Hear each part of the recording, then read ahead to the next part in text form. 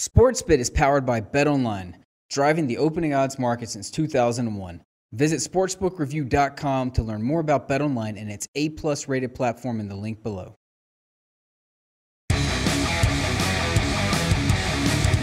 Hey, welcome into SportsBit. Betting Insight today, Pauly and Teddy, Monday, October 23rd. Deep dive, we recap the wild weekend with college football. Big game breakdown will be Monday Night Football. Huge game for the Eagles. Can they get out the broom on the Redskins and take a stranglehold in the NFC East? The back-to-back home games for the Eagles here. Big stretch for Philadelphia.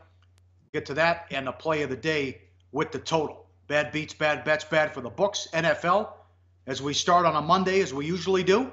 Strange week. We had 3 shutouts.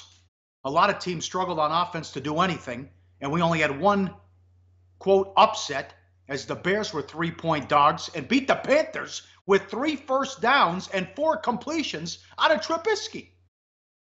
Yeah, a big day for the favorites on Sunday. My numbers showed the chalk at 8, 2, and 2 ATS, or 8 and 2 with a couple of pushes. I didn't count the Chargers-Broncos because there was a switch of favorites during the week.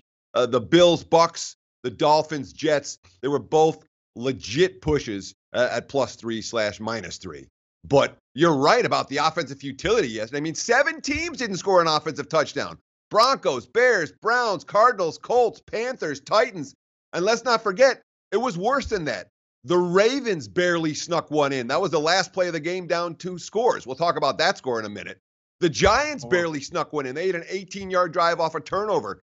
The 49ers, a late, meaningless touchdown. They'd been held out of the end zone for the first 3.5 quarters. Not to mention the Sunday night, I don't know, it wasn't a very exciting game. The Sunday night disappointment, the Falcons, of course, who were 2 getting shut out until their final possession. So it easily could have been 11 of the 30 teams in action on Sunday not scoring an offensive touchdown. And yet, even with all of that, Pauly, was not a huge day for underbettors. Underbettors went 8 and 5, which is good, but not ridiculous considering all those dismal offensive showings, because a couple of tough beats if you had unders. The Steelers and the Vikings both snuck over the total late. Murray had 113 yards rushing. Baltimore can't stop the run. 3rd worst in the league, which is a big surprise. The total was 37.5 for 38. Baltimore had done nothing the whole game. Wallace went out with an injury, and a lot of it was check down stuff. But on 4th and 11 from the 13, and on the final play of the game, the Ravens throw a touchdown pass. Flacco to Moore puts it over the total. That one was tough. This one was kind of tough, not that bad. But the Jets +3. Cutler goes out, which got rejuvenated the offense as Moore came in, who was he's better than Cutler anyways. Who doesn't know that except Gase? He was 13 of 21 for 188 and 2 touchdowns. And McCown with a horrible interception with 40 seconds left. Dolphins win by 3. See, everyone comes in and says, oh, the backup's better than the starter as soon as he comes in and plays well. And then what happens is you see performances like you saw this past week from some of the backup QBs. Oh, yeah, he came in and played well for a half off the bench. I went to the playoffs last year. I mean, you told me what an impact player Adrian – Pauly, you specifically called me out on the show last week, talk about what a difference maker Adrian Peterson was for Arizona. What did Adrian Peterson do yesterday? Nothing. Okay, but Jets is a bad beat push. You got +3. You're up 2 touchdowns with 12 minutes left. Look at the tweet from Seth Walder, which is one of the reasons why I don't agree with the ESPN analytics, but nonetheless, at one point at the start of the 4th quarter, the Jets had a 95.5% chance to win today. They ended up losing. That's a pretty tough beat. Look at the other tweet, NFL Research. The Dolphins have now won 12 consecutive one-possession games decided by 8 points or fewer, dating back to last season. The all-time NFL record is 14. So while we rip Adam Gase is doing something right. Miami's won every single one of these tight contests in back-to-back weeks. They rallied back from huge deficits to win the game in straight-up fashion. There was some strange money coming in on the markets on Sunday morning, which I didn't understand. A lot of bad bets. Broncos, this one I understood because there's no such thing as a home game for the Chargers. And there was all Denver fans there. But in any event, Broncos went from the dog to the favorite as high as 2.5. Late money pushed it down to 1. They were shut out for the first time since 1992. Simeon had 128 passing yards with 5 minutes left. Giants money, you figure it out. From 8 down to 4. Seattle wins there 24-7. They bet on Hundley. I mean, I don't know. You can't put a price on a number on what Rodgers is worth. Hundley had 80 yards passing. Horrible. He looks for his first read. If he's not there, he takes off and runs. Packers from 5.5 down to 3.5. They lost by 9. You saw some late money on the Ravens. Some weird moves late in the markets. Yeah, and certainly some stuff as a bettor you need to be aware of. Denver took all that money, and I honestly don't know how the Broncos can trot Trevor Siemian back out there again next week. He was that bad after getting beaten down by the Giants at home, the way they lost in L.A. to the Chargers yesterday. Non-competitive effort. And a team that did not take a punch. Well, same thing like the Giants. I mean, that Giants money was baffling to me. The Packers money was baffling to me. The Falcons money was baffling to me. So when you get these concepts of, oh, I don't want to fade the wine. Oh, I don't want to fade the money. I want to fade the shark. Don't sweat it. They're not going to win every single wager. We'll talk about that, obviously, with pros and Joes in just a moment. Not a great weeks for the sharp bettors. And bad for the books. Bears, Panthers under 41.5 down to 39 in some spots. In Tennessee, Cleveland under 46 down to 42.5.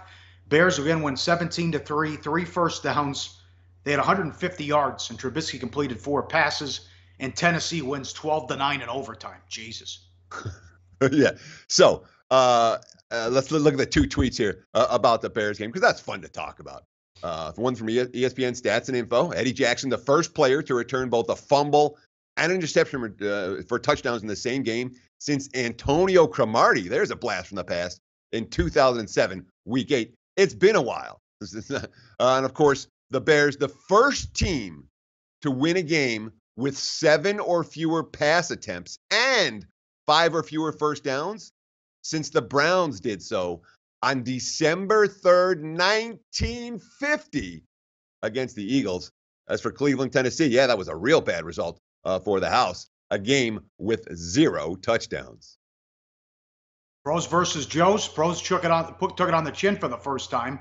And I'll tell you how bad of a week it was. In the Super Contest, the #1 contest in the world at the Westgate, $1,500 to get in 5 picks a week against the spread in the NFL. 1-10 against the spread, the top picks. Consensus 0-5. And you saw pro money on the Bengals, Giants, Broncos, and Falcons. They didn't get the Vikings right, although there was late Ravens money. Yeah, and for the Joes, it wasn't like the Joes had themselves a great day either. The Joes went 1-2. And for the season, I mean, the pros still putting together a real nice season. If you've been betting the Joe recommendations or the Joe selections every week, if you're not broke yet, you will be soon. The winning weeks have been few and far between for Joes so far this NFL season. All right, quick NBA weekend look back. It was wild. You figured this league out. Cavs were laying 12 at home to Orlando. They were down 37, never in the game. Warriors, they've lost there a couple times the last few years. Lost at Memphis. It appears they're tired because of the trip to China. And OKC was laying 4 at Utah. They lost by 9. Westbrook was horrible in that game. Thunder also lost last night as Wiggins hit a buzzer beater to beat them at home. Yeah, and the reason we're talking about NBA right here, in October, is to emphasize how little these regular season games actually mean. The Cavs are minus 12 at home. They're 12-point chalk. They're down by 37 in that game. They're down by 18 after the first quarter. They're never in the game. The Warriors trailed by 19. They're 8.5-point chalk at Memphis.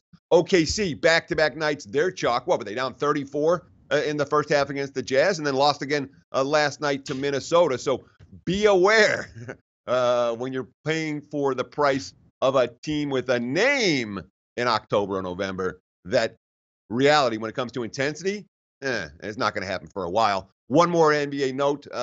This is a quote from the tweet, I should say, from Tim Bontemps. Last season, the first in a half century that saw no NBA coach fired. This season, it took 5 days for Earl Watson to get canned in Phoenix. And frankly, if you watch the Suns for the first 3 games of this season, maybe Earl Watson deserved to be fired. Horrible job defensively. Gave up 130 in 2 games and lost by 48 in the home opener. Jesus. And Portland didn't have McCollum. Monday Night Football up next. Huge game for the Eagles. Are they the best team in the NFC? We'll get to that and recap the college weekend and the deep dive on SportsBit. Betting Insight today on SBRpicks.com. Hey guys, thanks for stopping by Sportsbook Review, YouTube's largest sports betting channel. Every day we're here giving you the most up-to-date news and info, all to help you make the best bet. On top of that, guys, it's free. So look, do us a favor, click the like button, subscribe to our channel, leave a comment or a question. Our goal here is to make sure that everyone becomes a smarter, better. So join the SPR Army today and start winning with Sportsbook Review. Back on SportsBit, Betting Insight today. Time for Big Game Breakdown, sponsored and powered by BetOnline. Check out the bonus page, sportsbookreview.com, for the latest and best offers to open a new account today. Subscribe to the SBR channel and check out SBR odds and picks on this game tonight. At BetOnline, the Eagles are 4.5, 49 the total. They won week 1, 30-17. Both teams had a defensive touchdown. This is a big stretch for the Eagles. They're 5-1. After this, they get San Francisco and Denver at home. 5-1, could be 8-1 if they can get the win. Wentz has been terrific. Could get some MVP votes. This is big. They should have Lane Johnson back tonight with the right tackle, and we'll see if they can keep it going. In week 1, they won the yardage battle 356 to 264, and they were +2 in the turnover battle. Yeah, I mean, the week 1 was something of a misleading final score because it was a very competitive game until the end. When Philadelphia scored on the defensive side of the football. But from a yards per play standpoint, the Eagles more than a yard per play better, 5.5 to 4.2, nearly 100 yards more total offense in that ball game. And Carson Wentz threw for 307 passing yards and 2 touchdowns in that game. Look at the graphic right here. You want to see a quarterback making a big jump from year 1 to year 2? Look at these numbers from Wentz. It's very clear. Yards per pass, huge jump. QB rating, huge jump. Now, part of it's development. Part of it is being surrounded by better weapons across the field, and Wentz finally learning how to use them. I mean, look at Nelson Aguilar, a guy who was nothing but a bust, legitimate bust the first 2 years. Let's throw up that graphic. 23 receptions as a rookie, 36 last year, 10.1 yards per catch. That's not what you expect from a number 1 pick back in 2015, but this year they moved into the slot. And boy, he's taken to the role. He's got too much speed for most of the nickel cornerbacks, and all of a sudden, he's eclipsed his career touchdown numbers in the first few games of 2017. Wentz has weapons everywhere, Pauly. Alshon Jeffrey, Torrey Smith out wide. You have Aguilar in the middle. You have tight end Zach Ertz, who's a difference maker. He's on his way to the Pro Bowl. And, of course, LeGarrette Blount, 390 yards at 5.6 yards per carry. He's wearing teams down in the second half. Bad move by Belichick. That's one he'd like to have back. They miss him, and the Patriots are horrible in short yardage. Eagles, what a bargain. Got him for $1.5 million. He's having a great year. Redskins defense maybe wasn't ready for the opener with 5 new starters, but Minuski's doing an excellent job as defensive coordinator. Huge improvement. You look at this graphic, Football Outsiders. Last year, 25th overall, 24th against the run and the pass. This year, they're 10th, 15th against the run, 10th against the pass. But now Allen's out for the year, which is a big injury because Norman is out tonight and Breeland is questionable. And here's Norman on losing Allen, quote, "It's a big loss. I'm not going to be up here and fake it and say it's not. Big loss for us because he's one of our driving forces in the middle. He creates havoc in the middle when he's on the field." That's something to watch, too, with all these injuries that the Redskins have on defense. Cousins still putting up good numbers, and we'll see if Kelly's able to go tonight. They also have a new kicker. Yes, Hopkins is done on IR, so it's Rose who they bring in too. Maybe that's something to watch if it's a close game late. Yeah, I mean, from an injury standpoint, the Redskins are not in good shape right now. You talk about the cluster injuries in the secondary. They have problems on the offensive line, although it does look like Trent Williams is going to go. That offensive line is nowhere near 100%. But like Philadelphia, we were very concerned about the Redskins' loss of their starting receivers. When Deshaun Jackson and Pierre Garçon leave town, and both those guys, impact players, we're concerned going into the campaign, can the Redskins continue to make big plays in the passing game from Kirk Cousins? And they have, but it really hasn't come from the wide receivers. Chris Thompson, the running back, has been the key to the explosiveness of their offense. Thompson, look at it, 36 rushing attempts for 175, but 18 catches for 340 yards. Now, maybe it's an early season fluke, but when you compare his yards per catch number, just dink and dunks in recent seasons, look at that graphic, 6.9 yards per reception, 7.1. And then so far this year, he's at 18.9. He's making big plays. And also, they will probably get Rob Kelly back at running back tonight. They haven't had a running back top 80 yards in a game yet, and I don't expect them to run the football a lot. They got to be able to run the football a little, but when they faced the Eagles the first time, only 17 running plays and 61 snaps in that contest. And you look at that Eagles run defense, it's pretty solid. Jay Gruden thinks so too. Quote, to be good against the run, you have to have good players. And they have good players across the board. And it's not just their first four. They're bringing backups, and they're just as good. So that Eagles a defensive line and their ability to stop the run's been solid. This is the type of game the Redskins are going to win and compete. I would expect, win or compete, I should say. I would expect they're going to have to chuck the football around a whole lot tonight. All right, this will be the play of the day coming up. After the deep dive, we I'd say three horrific beats in college football, which we'll get to, and a coach who absolutely knew the point spread. We'll get to bad beats, bad bets, and bad for the books in college next on SportsBit. Betting Insight today on SBRpicks.com. Go to SBRodds.com. Browse, compare, and shop live odds available at top online sportsbooks. Love Mondays on SportsBit. Pauly and Teddy, we wrap it up on Monday with the deep dive. Dave Mason, Bet Online on Tuesdays to recap how everything transpired over the weekend. Horrible beats. You don't think Chris knew the point spread here? Wisconsin, I was watching this live. Maryland was catching 24.5, and the total was 50.5 or 51. 35-13 Wisconsin with 38 seconds left, and he kicks a meaningless field goal. What is he doing? He kicks the field goal, so Maryland and under becomes Wisconsin and the over. They're up 22 points with a couple minutes left. They're taking timeouts on offense, Teddy. I mean, that was one that really was bizarre. And I found nothing in any paper for any coach's quote saying what we was thinking, what he was doing, because it wasn't even like it was 4th and long. It was 4th and 1. You're Wisconsin. It's the fourth quarter against a tired defense. The Badgers have done this 100 times. They punch the ball up the gut. They get the first down. They take a knee. Ball game over. Yep. Not on Saturday. Brutal if you had the Terps. Tough if you had the under. Really bizarre finish, and that's all we can say about it. And when it's bizarre, we got to point it out. And this one was bizarre, Pauly. A bad beat, no question. Side and total there. Side and total. This was like Florida and Vandy. Indiana, Allen, the head coach, tells his players to give up the touchdown, and Scott from Michigan State runs it in anyways. He doesn't fall down. The only way you could lose, you give the ball back to Indiana. Indiana catching 6.5, 10-9 Michigan State with about a minute and a half left. Scott breaks it. He scores. Indiana hasn't moved the ball. 17-9 final. And then look at this one with the total. The West Virginia Baylor total, 68.5. It was 17-6 at the half. 51 second half points puts it over. 38-36 West Virginia final. I mean, given the nature of those two offenses, in my mind, that one's not. It's a tough beat, no question. You got under 68.5 at the close. You got under 71.5 at the open. You're feeling pretty good about your wager. Didn't come through, no question. But those are two potent offenses. For Michigan State, Indiana, here's a case where the coach legitimately told his players, don't cover the point spread. I mean, he didn't say it that way. He said, allow this touchdown. But that's tough, man. It's a 1-point game. In theory, Sparty's supposed to get the first down, fall down, take a knee to run out the clock, because the only way they can lose is to score a touchdown and give Indiana the ball and have Indiana come down and send the game into overtime. So that's what Sparty's supposed to do.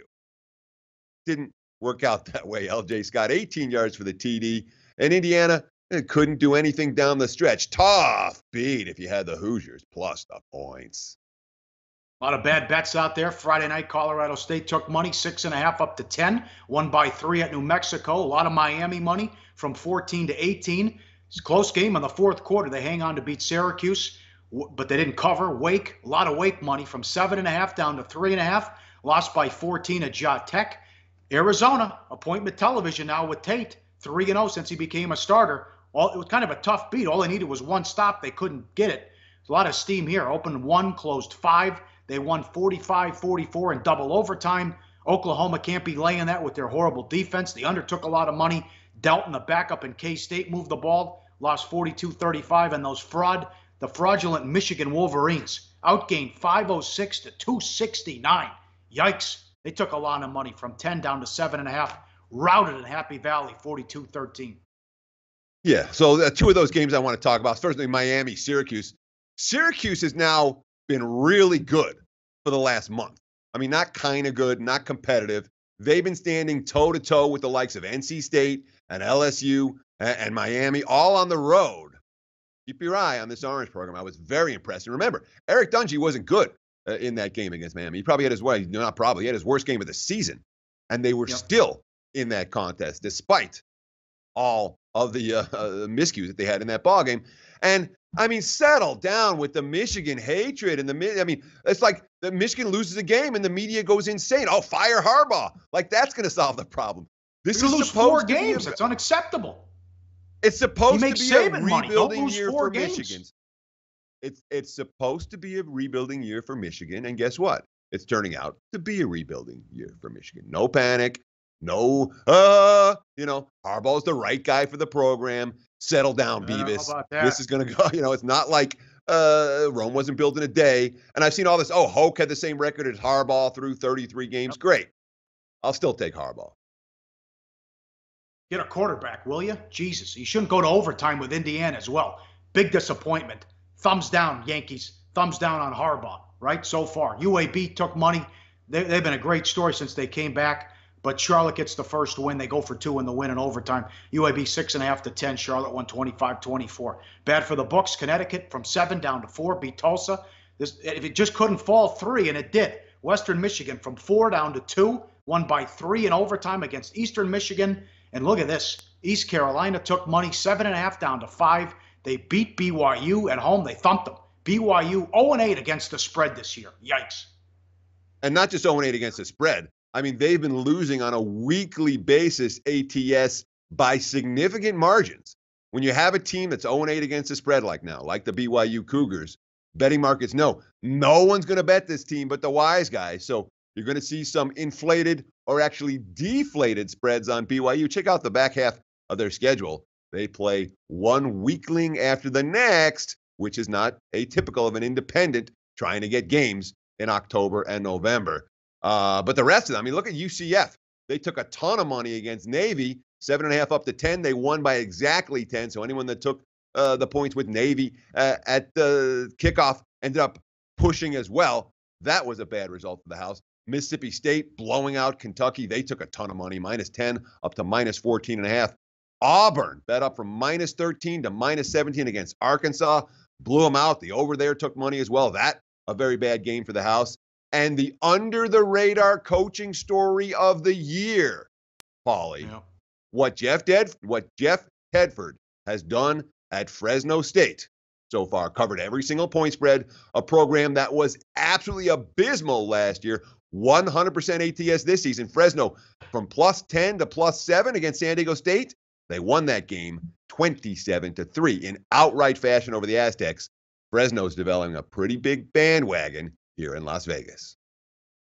Won 1 game last year. They're going to get in the Mountain West Conference Championship game, barring an epic collapse. Bama took money 34 up to 37. What new? They won 45-7. Yards 604 to 108. Tennessee hasn't scored an offensive touchdown in a month. And the only touchdown was a pick 6. And the kid from Tennessee with the double bird to the Alabama fans. Unbelievable. Butch Jones is a travesty. Money time, play of the day. Back to Monday Night Football. You teased it. What do you want to do? All right. Game betting number 477, 478 for Monday Night Football. We're going to take the total in this one. But before we give it, be sure, give us a like, give us a retweet. Come on, give us some love out there, guys. Make sure you check out SBRSportsbookReview.com for all the latest odds, live odds, and other videos and tons of free information, sportsbookreview.com. Monday Night Football, game number 477, 478. Let's take a look at the Eagles and the Redskins. Over that total, 49, the current number. When you look at the offensive weapons for these two teams, when you look at the fact that I'm not convinced either one of them is going to be able to run the football, we're going to see a lot of chucking it around tonight. Look for a fun, fast-paced, entertaining game. after a week of unders. We'll expect a fun game on Monday night. Eagles, Redskins over 49. That's our play of the day. All right. Fly, Eagles, fly. Let's go. Run away with this division. That'd be a lot of fun and refreshing to get some new faces in the playoffs. Tomorrow, Dave Mason, Bet Online. We recap how the players in the books did. World Series is here. It's going to be 100 degrees in L.A. Are you kidding me? We'll get to Kershaw and Keuchel, preview the series, and we'll recap Monday Night Football, talk some association as well. We'll talk to you then on SportsBit, betting insight today on SBRpicks.com.